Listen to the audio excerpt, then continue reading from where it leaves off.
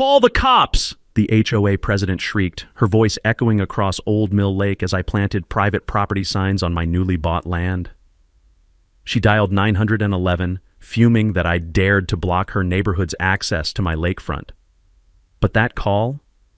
It handed me the legal ammo to shut down their entitled trespassing for good. I snagged 40 acres of this historic lake, complete with crumbling mill ruins, for just $15,000 at a tax auction. Dream deal, right? Wrong. The HOA had been treating my property like their personal resort for decades. When Dolores Whitmore stormed over with 2 officers, her designer boots crunching frozen gravel, she sneered, "We've got rights to this lake." One airtight legal notice later, those rights vanished. Have you ever faced an HOA bully? Drop your story below. I'm reading everyone from my cabin by the lake. Let me back up and tell you how I ended up in this mess. My name's Garrett Thornfield, and 6 months ago I was a completely different guy. 52 years old, 20-year marriage down the drain, watching my ex-wife drive off with half my assets in her brand new BMW. The divorce left me broke, broken, and back in Cedar Mills, Ohio, living in the farmhouse my grandfather built with his own hands. I'm an electrician by trade, always been good with my hands. But after losing everything, I needed something bigger than weekend repair jobs. That's when I spotted the courthouse notice. Tax auction, Old Mill Lake property, 40 acres including lake, mill ruins, access road. The courthouse basement reeked of musty files and burnt coffee as I researched the property. Previous owner was Morton Blackwood, an 80-year-old recluse who'd owned it for 40 years. When he died, his California heirs wanted nothing to do with Ohio real estate. 3 years of unpaid taxes. Their loss, my jackpot. Old Mill Lake sits like a hidden gem between rolling farmland and Willowbrook Estates subdivision. 15 acres of spring-fed water surrounded by mature oaks, plus those gorgeous 1890s mill ruins, limestone foundations solid as a fortress, water wheel gone but the mechanism intact. I could already picture my fishing guide business, maybe some tiny home rentals. Perfect fresh start. What I didn't expect was meeting the neighborhood dictator on day one. Picture every HOA horror story you've ever heard, then add designer boots and a fake smile. Dolores Whitmore, 58, perfectly bleached hair, real estate agent, and 8-year president of Willowbrook Estates HOA. The white Lexus with blessed license plates should have been my first clue she'd make my life hell. I'd just finished walking the property when voices echoed from the mill ruins. 20-something people sat in folding chairs like outdoor church. Dolores stood front and center with her clipboard, voice dripping honey. The Christmas Lake Festival will be our biggest yet. Morton always loved seeing families enjoy this special place. That's when I cleared my throat. Excuse me, folks, I'm Garrett Thornfield. I bought this property yesterday. Record scratch moment. 20 pairs of eyes turned toward me. The smell of wood smoke from someone's backyard fire mixed with Dolores's overpowering perfume as silence stretched uncomfortably. Oh, her smile froze like winter lake ice. You must be the new owner. Morton always let us use this space. I'm sure you'll honor that arrangement. Here's where I made my first mistake. I tried being reasonable. I appreciate the tradition, but I'm planning a business here. Need to control access for insurance reasons. You know that sound when you accidentally step on a cat? That's what escaped from half the crowd. Parents whispered about ruined holidays. Teenagers rolled their eyes like I'd canceled Christmas. Dolores stepped closer, close enough that I could count her perfectly applied fake eyelashes.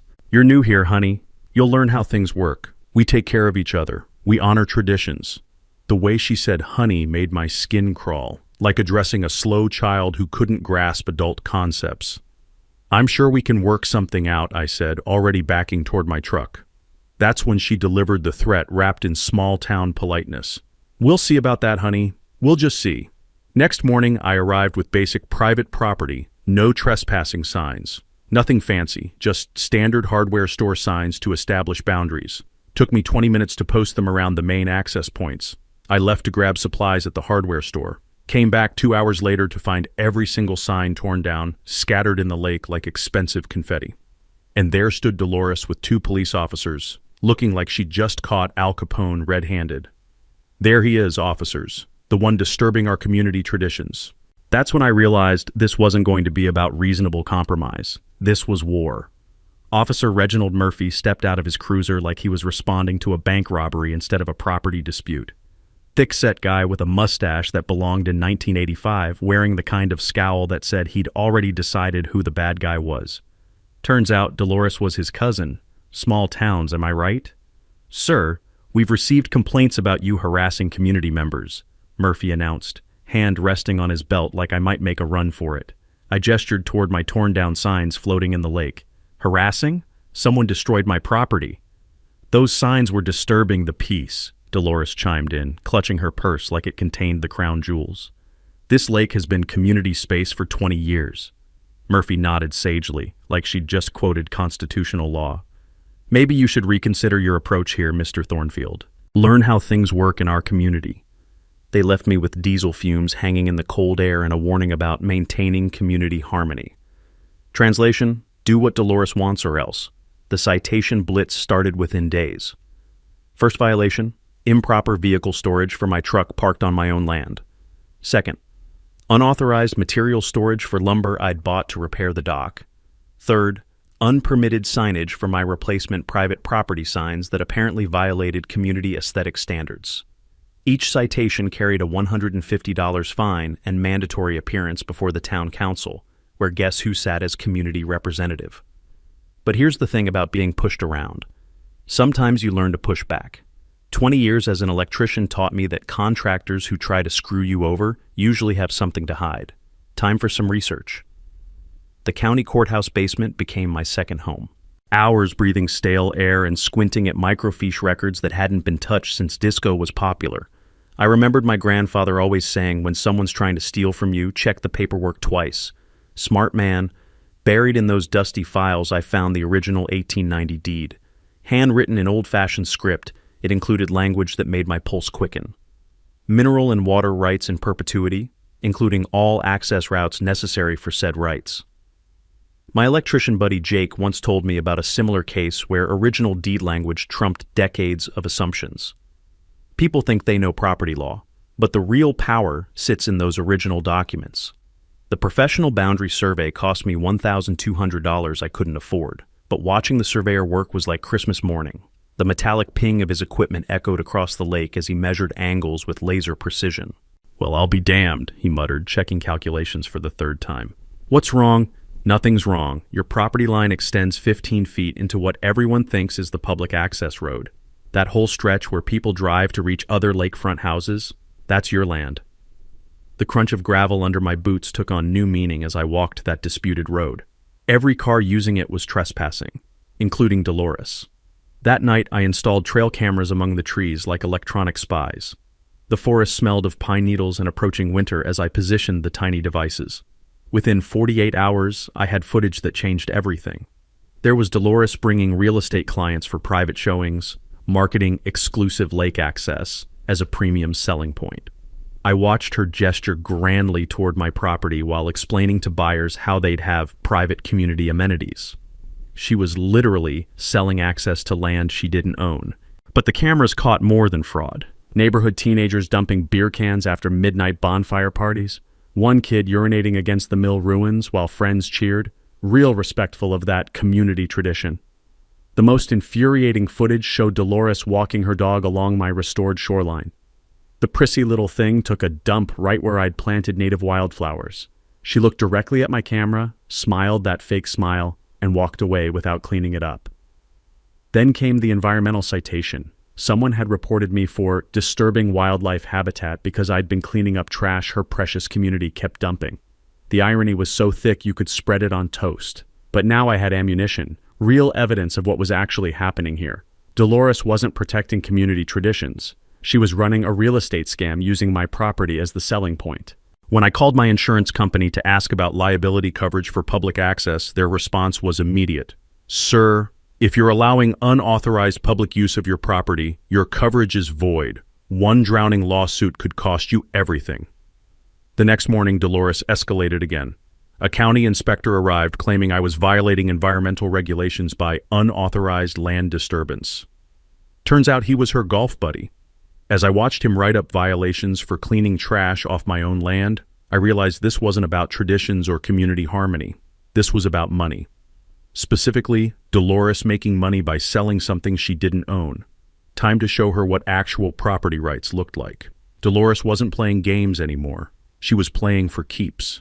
The certified letter from the State Environmental Protection Agency made that crystal clear. Someone had filed a complaint claiming I was planning a massive commercial marina that would destroy local wildlife. The smell of burned coffee filled Rebecca's law office as she read the complaint aloud. 100-slip marina with restaurant and hotel facilities. Garrett, this is completely fabricated. Who filed this? One guess. But Dolores had made a critical mistake. My cousin Rebecca had spent 15 years fighting corporate polluters, and she knew environmental law inside out. Small fishing operations like mine were specifically exempt from commercial reviews. Filing false information with government agencies, that's a felony. While Rebecca prepared our counterattack, the professional survey results arrived. The news was even better than expected. Not only did the access road cross my property for 200 yards, but Dolores's precious dock extended 8 feet onto my underwater land. Every lakefront homeowner had been trespassing for years, assuming Morton's neighborly permission created legal rights. As my grandfather used to say, assumption is the mother of all screw-ups. These folks were about to learn that lesson the hard way. Then I discovered what Dolores was really protecting. Public records tell beautiful stories when you know how to read them. I spent 3 days digging through property sales, listing descriptions, and marketing materials. What I found made my hands shake with anger. Over 5 years, Dolores had sold 12 lakefront homes. Every single listing bragged about exclusive community lake access and private waterfront amenities. The premium buyers paid for this exclusive access? Between $20,000 and $40,000 extra per home. Quick math, roughly $350,000 in fraudulent premiums. She'd been selling access to my property and pocketing the money, but wait, it gets better. Rebecca's investigation revealed Dolores was already on thin ice with the State Real Estate Board. 2 previous sanctions for misrepresenting property features.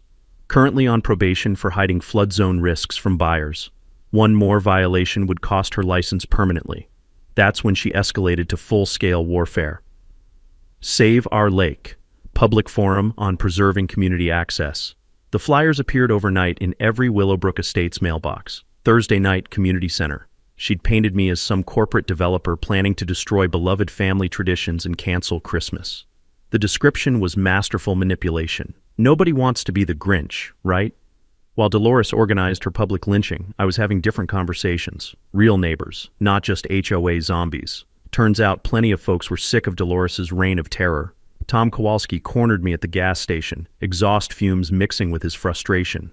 That woman's been a nightmare for 8 years, measuring grass with rulers, fining people for Christmas decorations. Some of us are ready for revolution. Lisa Morgan whispered her horror stories at the grocery store. Mike Rodriguez shared Dolores's threats against his lawn business. A pattern emerged. She didn't just control lake access, she controlled everything. Then came the phone call that changed the game. Mr. Thornfield? This is Travis Morton, Uncle Morton's nephew. I heard about your troubles with the HOA.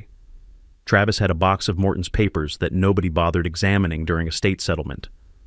Uncle Morton regretted letting them take over. He was planning to revoke access before he died but couldn't face the confrontation. The cardboard box smelled of old paper and regret. Inside were Morton's handwritten notes documenting years of abuse, property damage, liability nightmares, broken promises about respect and responsibility. He'd kept meticulous records of every incident, but the real bombshell was his insurance correspondence. The company had been pressuring Morton for years to restrict public access due to massive liability exposure. 1 drowning, 1 injury lawsuit, and he'd lose everything. That's when I realized what Dolores was really fighting for. Without community lake access, her real estate empire would collapse overnight. All those premium sales based on my property? She'd face lawsuits, license revocation, maybe even criminal fraud charges. No wonder she was desperate. The morning of her town hall meeting, I got a surprise visitor.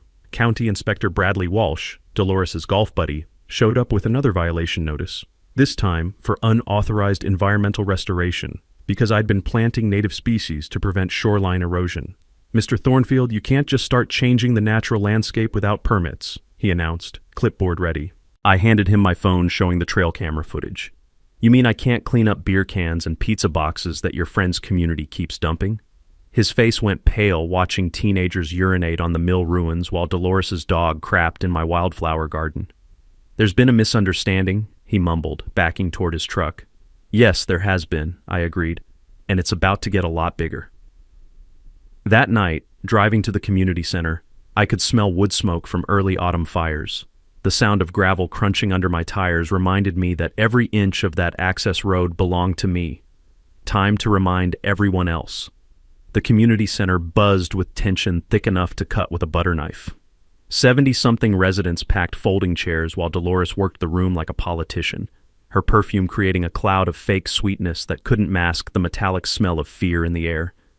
She'd done her homework. Poster boards displayed blown-up photos of families enjoying traditional lake activities, kids fishing, Christmas festivals, summer picnics.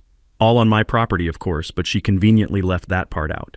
The woman could teach a master class in selective editing. "We're here tonight to protect our community values," Dolores announced, voice dripping with righteous indignation. "Some people want to steal Christmas from our children and turn our beloved lake into a commercial tourist trap."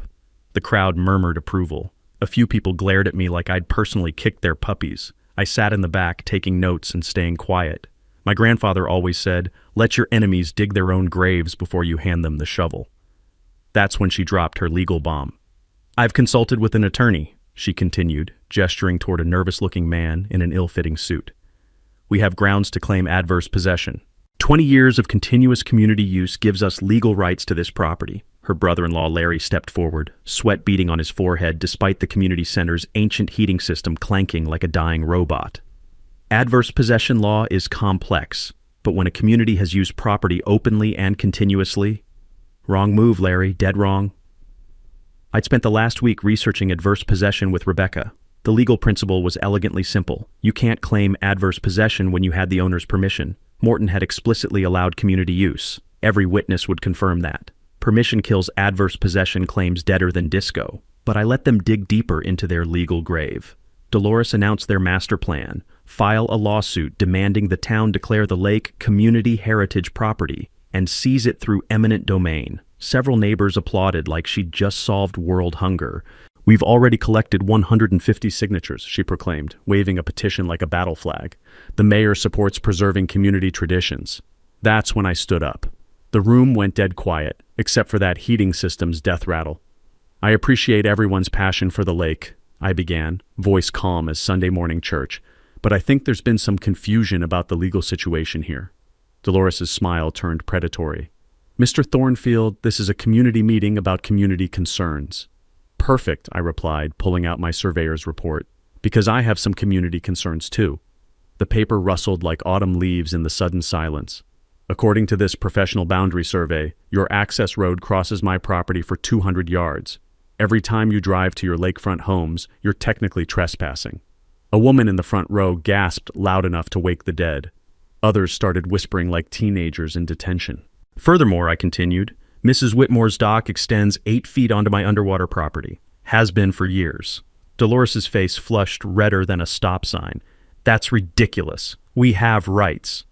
"Actually, you don't. Permission from the previous owner doesn't create legal easements." I'd learned that expensive lesson from Rebecca's Summit County case where similar assumptions cost homeowners $200,000 in legal fees. Larry, trying to save face, made his fatal mistake. "Where's your proof of these alleged boundary violations?" I pulled out my phone and connected it to the community center's projector. The ancient machine hummed to life like a vintage washing machine. Within seconds, aerial photos filled the screen showing exact property lines overlaid on current roads and structures. The room erupted like a disturbed hornet's nest. People realized they'd been driving across someone else's land to reach their own homes. Worse, some of their docks, patios, and carefully manicured landscaping sat on property they didn't own. "This is extortion!" Dolores shrieked, losing her composure completely. "No," I said quietly, "this is property law, but I'm willing to discuss reasonable easement agreements." That's when desperation made her stupid. "You can't prove any of this. Morton never kept records." I smiled, thinking of Travis's cardboard treasure trove sitting in my truck. "Actually, he did. Meticulous records, including documentation of property damage, liability concerns, and his plan to revoke community access before he died." The color drained from Dolores's face faster than water from a broken bathtub. "But here's what really bothers me," I continued, stepping toward the front. "Mrs. Whitmore has been selling homes with exclusive lake access as a premium feature, charging buyers an extra $20,000 to $40,000 for access to property she doesn't own." The room exploded into beautiful chaos. Voices overlapped as people realized they'd been defrauded. Someone shouted about class action lawsuits. Another demanded to see real estate listings. "This is all lies," Dolores screamed. "Fabricated documents." "Then you won't mind if we let the state real estate board investigate," I replied, along with the county prosecutor's office. Walking to my truck afterward, gravel crunching under my boots like broken dreams, I heard her final threat. "You have no idea what you started, Thornfield." Actually, I did, and it was going to be spectacular. 3 days after the town hall disaster, I was drowning in Morton's paperwork when I found the document that flipped this whole game upside down. Buried beneath decades of utility bills was the original 1890 mill deed. Not a copy, but the actual handwritten document with elaborate flourishes and ink that had faded to the color of dried blood. The musty smell of century-old paper filled my Kit Morgan as I squinted at the ornate script. Most of it was standard horse and buggy legal language, but one paragraph made my coffee go stone cold.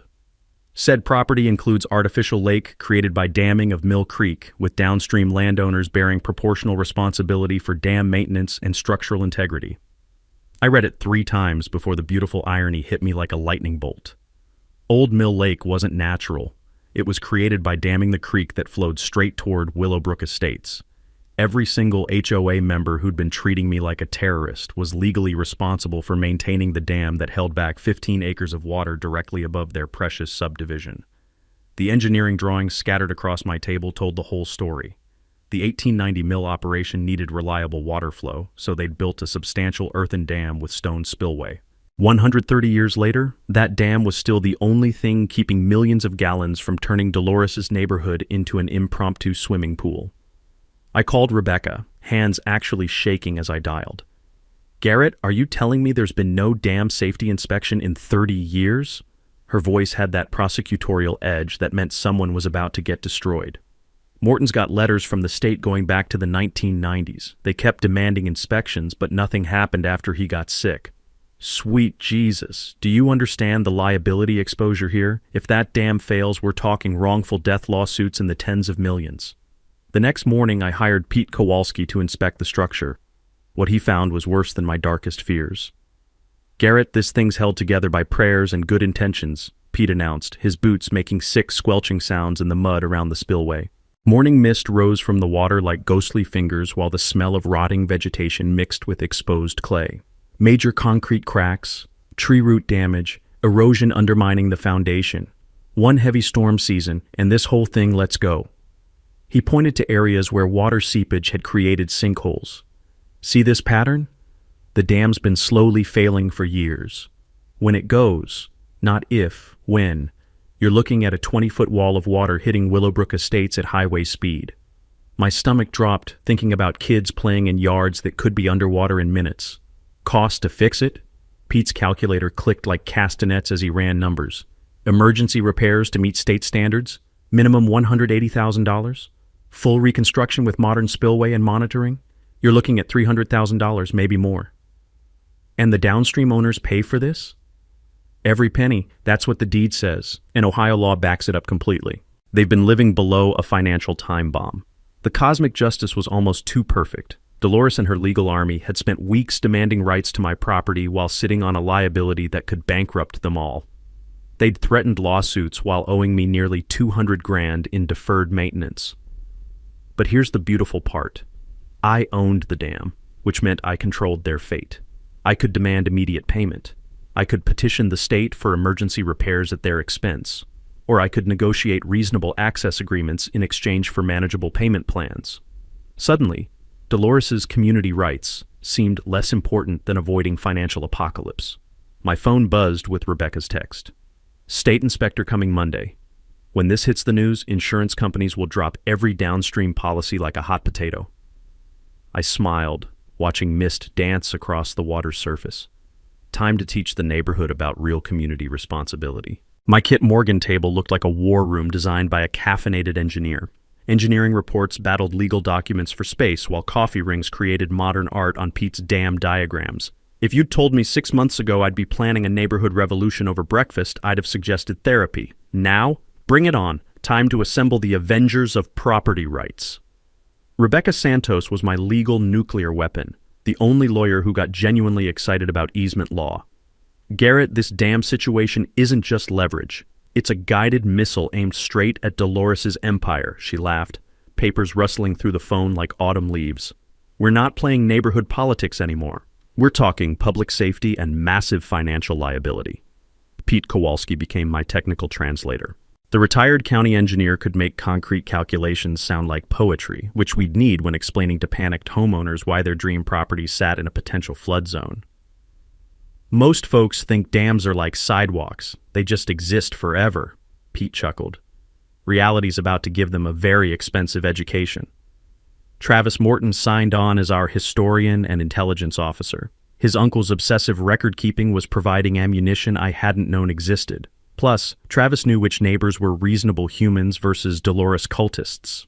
Half these people have been terrified of her for years, he confided. They just needed someone to show them there was another way. Maria Rodriguez from the Cedar Mills Gazette became our media ally. She'd been quietly investigating HOA tyranny for months, collecting horror stories about Dolores's authoritarian tactics.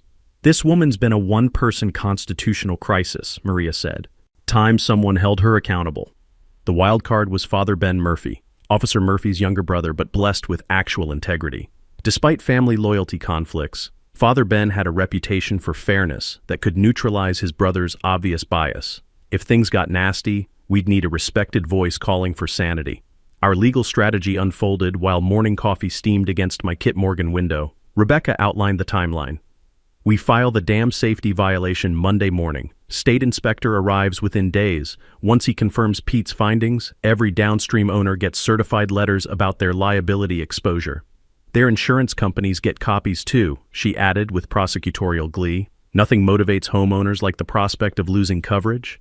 Pete spread his engineering drawings like battle maps, the smell of old paper mixing with fresh anxiety. Here's the reality check. That dam holds 8 million gallons of water above their subdivision.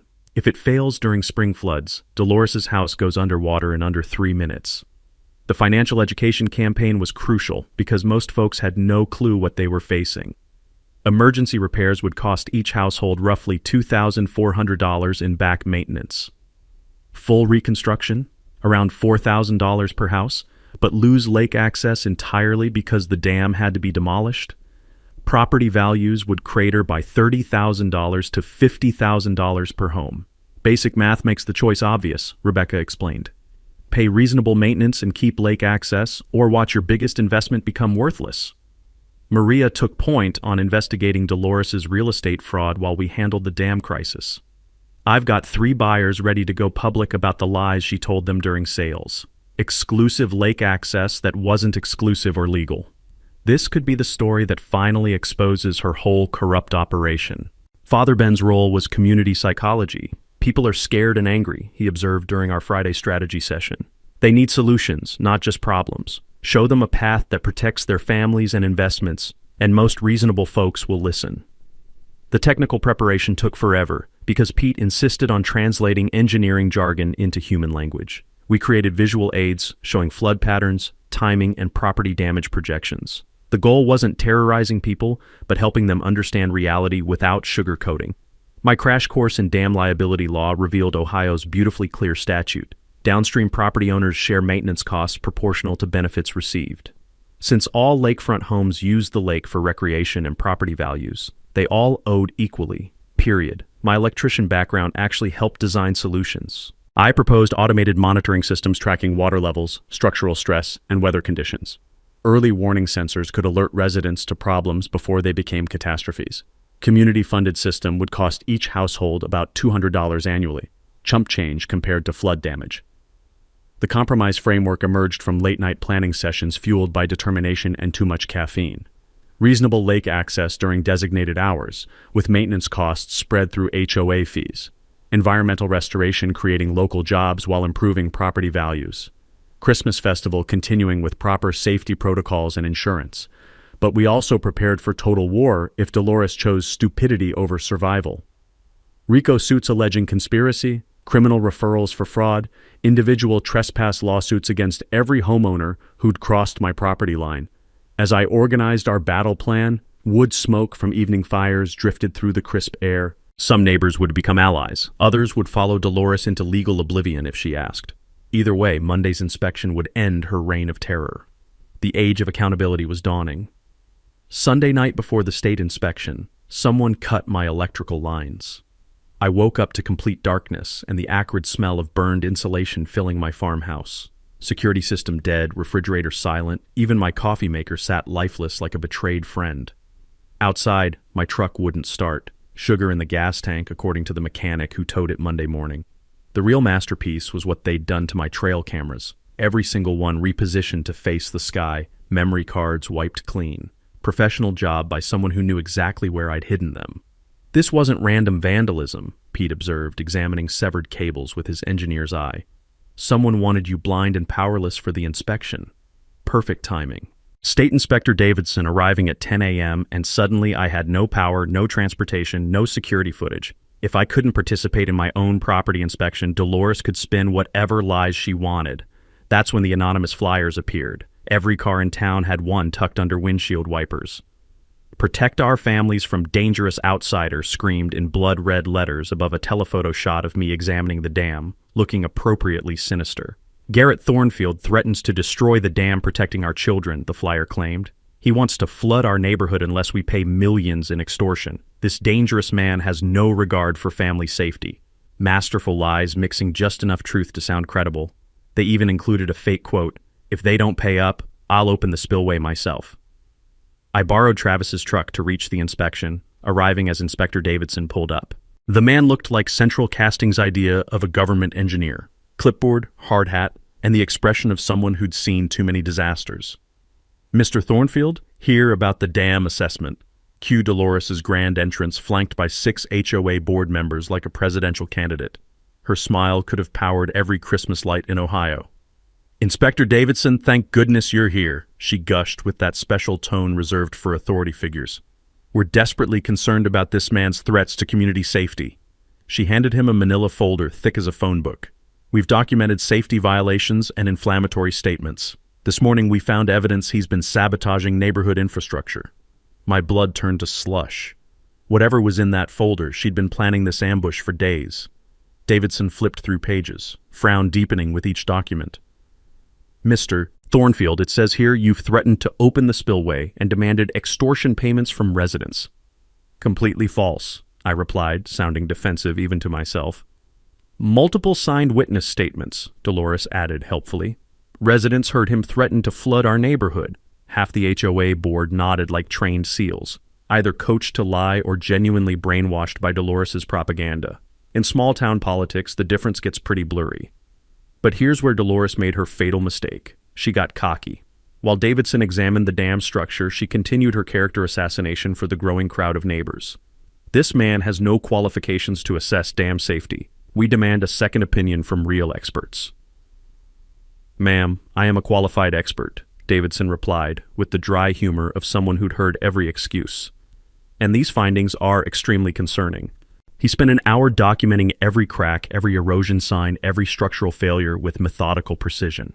The preliminary verdict was worse than Pete's assessment.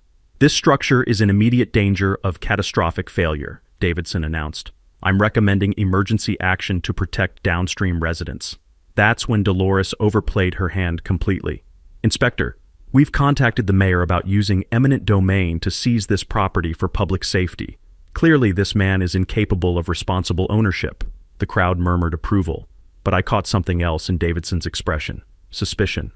"Furthermore," Dolores continued, drunk on her own performance, "we have evidence he's been contaminating the lake and threatening wildlife." Out came more photographs showing motor oil stains and damaged vegetation. The same oil someone had dumped to frame me, the same plants deliberately destroyed to create evidence. But Davidson was studying those photos with professional interest. "Ma'am, when were these pictures taken?" "Just yesterday morning," Dolores replied confidently. "Interesting." Davidson pulled out his own camera, showing recent photos of the same areas. "Because I took preliminary shots when I arrived, and these oil stains appear fresh, almost like they were placed recently." The color drained from Dolores's face faster than water through a broken dam. "Also," Davidson continued, "motor oil doesn't create this particular staining pattern unless it's poured from above. Natural leaks create different dispersal signatures." The HOA board members started shifting uncomfortably. A few stepped away from Dolores like she'd developed a contagious disease. "Inspector," I said quietly, "I installed new security cameras last week as backup systems. They're solar-powered and hidden in different locations than my main network." Dolores's face went from pale to green. "Perhaps we should review that footage before making any decisions about property seizure," Davidson suggested. As I pulled out my phone to access the backup camera system, the smell of fear mixed with Dolores's designer perfume. Her perfect ambush was about to become her perfect downfall. The hunter was about to become the hunted. The backup camera footage was beautiful in its crystal-clear condemnation. Davidson watched in silence as the timestamp showed 2:47 a.m. Sunday night. A figure in dark clothing crept across my property carrying a gas can, deliberately pouring motor oil near the shoreline where Dolores had discovered environmental contamination 12 hours later. The infrared camera caught every detail, including the distinctive white Lexus parked on the access road. "That's my neighbor's son," whispered Lisa Morgan, recognizing the lanky teenager on screen. "Tyler Whitmore, Dolores's grandson." The next clip showed the same kid uprooting native plants I'd spent weeks establishing, scattering them to create evidence of habitat destruction. His grandmother had recruited her own family to frame me for environmental crimes. "This is obviously fabricated," Dolores sputtered, but her voice cracked like thin ice. "Anyone can fake digital video these days." Davidson turned to face her with the expression of a man who'd caught politicians lying about flood damage. "Ma'am, are you suggesting this homeowner somehow fabricated footage of your grandson committing vandalism on his own property?" The HOA board members were backing away from Dolores like she was radioactive waste. Even her most loyal supporters couldn't spin video evidence of criminal conspiracy. But Dolores wasn't finished destroying herself yet. "This is harassment," she shrieked, voice echoing across the lake like a wounded banshee. "This man is trying to destroy our community. Someone needs to stop him before he hurts innocent families." That's when she made the call that sealed her fate. Right there, in front of the state inspector and 30 witnesses, Dolores dialed 911. "Emergency! There's a dangerous man at Old Mill Lake threatening to destroy our dam. He has explosives and he's making threats. Send every unit you have." The silence that followed could have been cut with a chainsaw. Even the most gullible HOA members realized she'd crossed the line from community activism into pure insanity. Inspector Davidson pulled out his own phone. "Dispatch, this is State Inspector Davidson. Badge number 4472. Cancel that emergency call from this location. No explosives, no threats, no danger to the public. This appears to be a false report." Dolores's face went through several colors not found in nature. Filing false emergency reports was a felony, especially when done in front of a government official. "Furthermore," Davidson continued, "I'm documenting attempted interference with a state safety inspection and evidence of witness intimidation." That's when Father Ben Murphy stepped forward from the crowd. I hadn't seen him arrive, but apparently word of the drama had spread through town faster than gossip at a church potluck. "Mrs. Whitmore," he said in that gentle voice that somehow carried absolute authority, "perhaps it's time to step back and let the professionals handle this situation." "Father, you don't understand," Dolores pleaded. "This man is trying to steal our children's Christmas traditions." "What I understand," Father Ben replied, "is that you just filed a false police report in front of 30 witnesses and a state inspector. That's not protecting traditions. That's committing crimes." The crowd was buzzing with uncomfortable energy. People were finally seeing Dolores without her carefully maintained mask of community leadership. The woman they'd followed for 8 years was having a complete public meltdown. That's when Officer Murphy arrived, sirens wailing like Dolores's political career. He stepped out of his cruiser looking confused and embarrassed, the metallic tang of exhaust mixing with the smell of autumn leaves. "Reggie," Father Ben called to his brother, "there's been a misunderstanding about the emergency call." Inspector Davidson approached the officer with professional courtesy. "No emergency here, Officer Murphy. Just a routine dam safety inspection that someone tried to disrupt with false reports." I watched Officer Murphy's face as he realized his cousin had made him look like a fool in front of a state official. The family loyalty that had protected Dolores for years was evaporating faster than morning mist.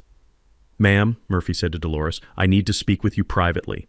But Dolores was beyond reason. "They're all conspiring against me. The whole system is corrupt. Someone has to protect this community from these criminals." She turned to the crowd with wild eyes. "Don't you see what's happening? They're stealing everything we've built. Our traditions, our values, our very way of life.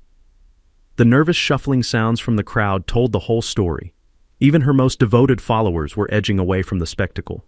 Maria Rodriguez was taking notes furiously while other neighbors pulled out phones to record the meltdown. "Mrs. Whitmore," Inspector Davidson said with official finality, "this inspection is complete. The dam requires immediate emergency repairs estimated at $180,000. All downstream property owners will receive formal notices of their financial liability within 72 hours. He turned to address the broader crowd. "I strongly recommend you organize legal representation and begin discussions about funding these repairs. Continued delays could result in state-mandated property evacuation." As Davidson packed his equipment, the autumn wind carried the sounds of urgent conversations among neighbors. People were finally talking about real solutions instead of Dolores's fantasies about community rights. But the best moment came as I walked back to Travis's truck. Tom Kowalski approached with several other neighbors, the crunch of gravel under their feet mixing with sounds of the disintegrating HOA meeting. "Garrett," Tom said, extending his hand, "maybe it's time we had some honest conversations about reasonable solutions." Behind us, Dolores was still ranting about conspiracy theories while Officer Murphy tried to explain why filing false reports was a criminal offense. The revolution had begun, and it smelled like victory. Christmas Lake Festival Day arrived with the kind of crisp December morning that makes everything look like a postcard. The irony wasn't lost on me. The festival Dolores had used to justify her harassment campaign would become the stage for her final downfall. By 2 p.m., the crowd was bigger than anyone expected. Word of the dam crisis and Dolores's public meltdown had spread through 3 counties, drawing not just locals, but regional media, county officials, and curious onlookers who loved a good train wreck. The smell of hot chocolate and roasted chestnuts from festival booths mixed with nervous energy thick enough to choke on.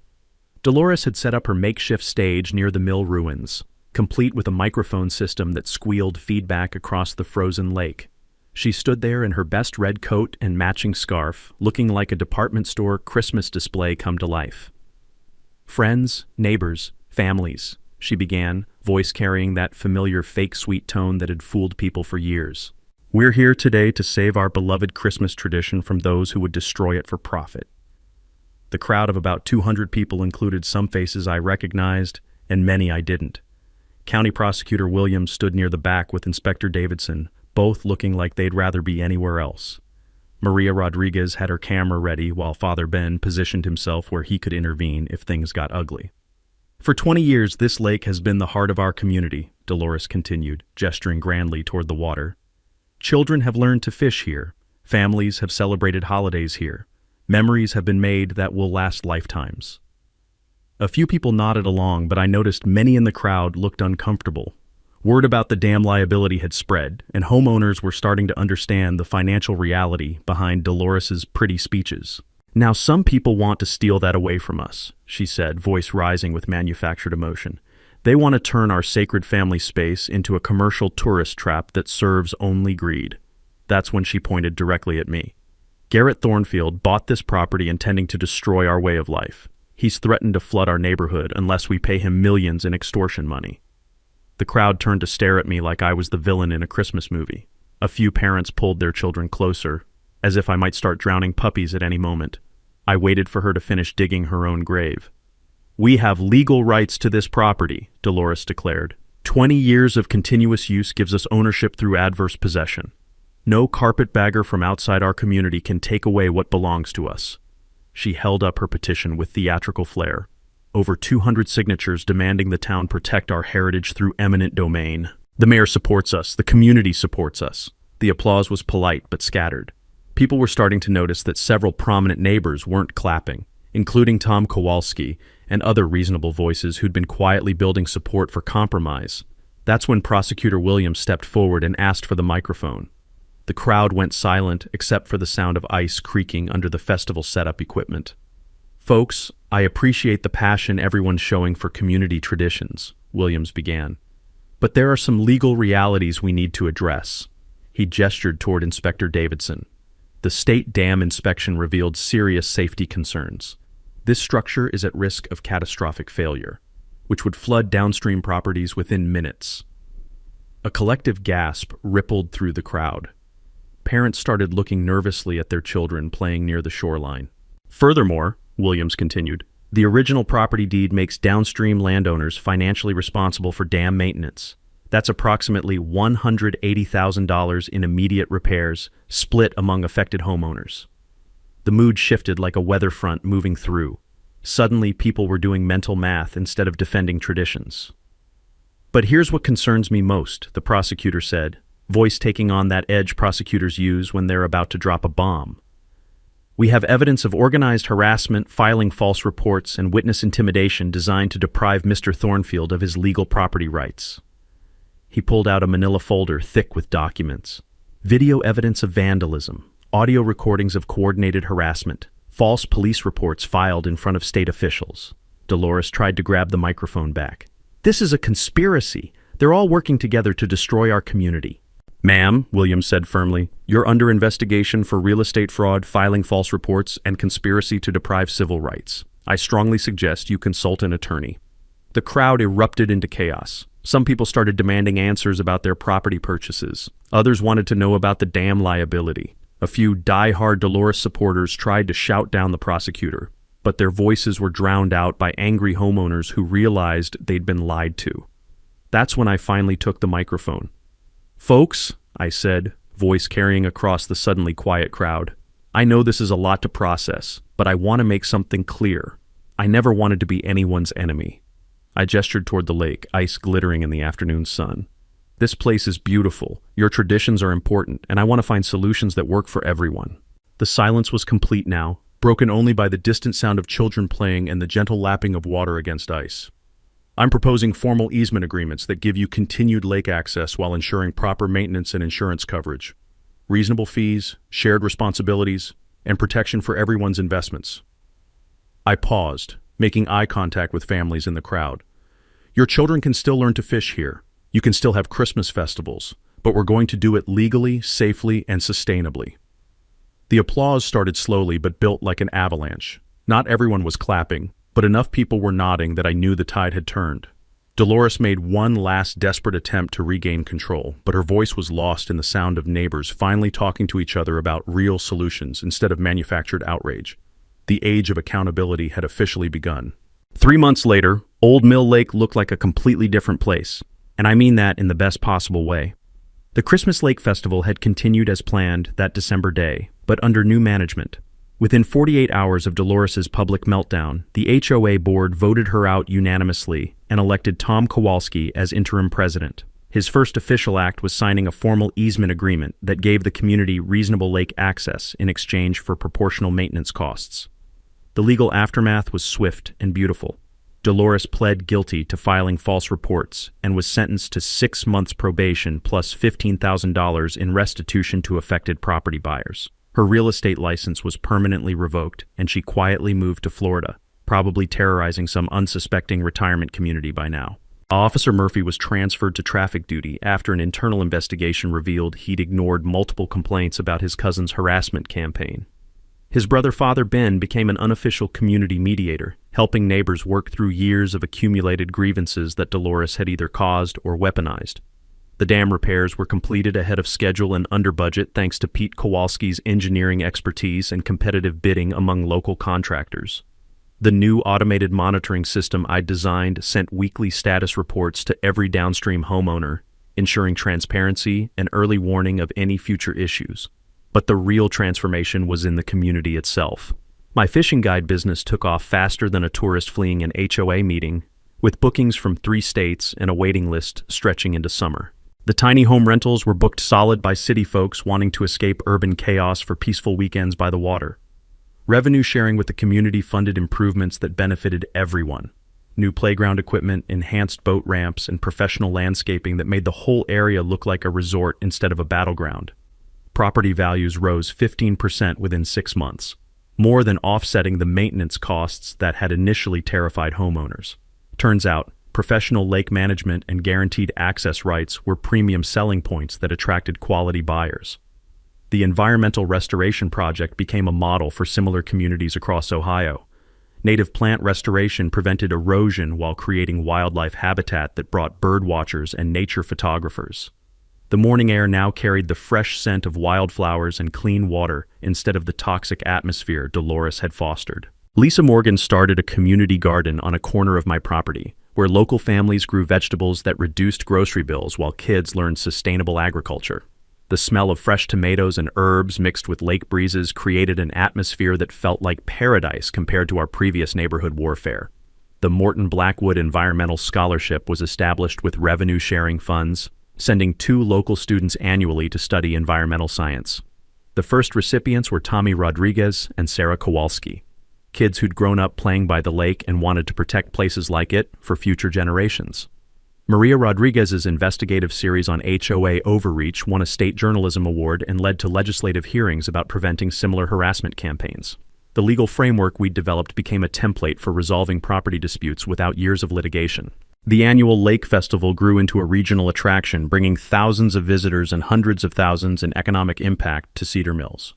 Local businesses thrived, job opportunities expanded, and the whole area developed a reputation for community cooperation instead of petty tyranny. Travis Morton became my business partner, managing the historical education component that attracted school groups and heritage tourists. His uncle's meticulous records provided material for interpretive displays that honored the property's past while building its sustainable future. On warm summer evenings, I sit on my restored dock watching families enjoy the lake responsibly. Kids catch their first fish while parents relax knowing their investments are protected by proper legal agreements and professional management. The sound of laughter carries across water that reflects sunset colors and the possibility of what communities can accomplish when they choose cooperation over conflict. The Christmas Lake Festival is next month, bigger and better than ever. This year's theme is Community Through Cooperation. And guess who's the keynote speaker? Sometimes standing up to bullies doesn't just protect yourself. It liberates everyone they've been terrorizing for years. Drop a comment sharing your worst HOA nightmare story. I read every single one, and your experiences help other people realize they're not alone in dealing with petty tyrants who think a clipboard makes them neighborhood dictators. And if this story helped you understand your property rights better, smash that subscribe button on HOA Stories, because next week, I'm breaking down the case of a woman whose HOA tried to foreclose on her house over a $75 fine, and how she turned the table so hard they ended up paying her 6 figures. You won't believe the legal loophole she discovered. Thanks for hanging out with us on HOA Stories, where the HOA Karens meet their match. If this story had you cheering or cringing, go ahead and like the video, drop a comment with your reaction, and hit subscribe so you're ready for the next wild HOA tale.